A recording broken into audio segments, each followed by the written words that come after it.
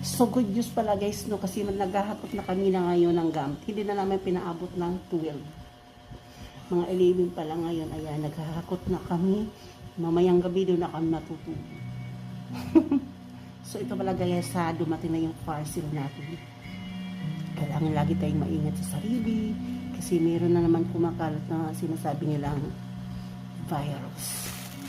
Gamit na gamit ito talaga guys sa atin. So, unboxing na natin.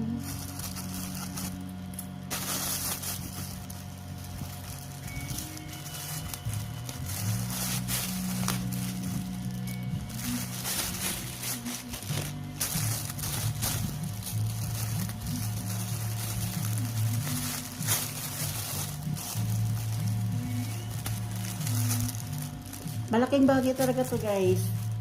Hindi lang naman sa may kumakalat na virus. Pag magbiyahe tayo, di ba maalikabok sa kalsada pag nagbumotor o nag-jeep tayo. Nakakatulong din sa atin na may mga asthma dyan, yan, inuubo. Saka makapal siya guys, nakaano siya, 3 layers.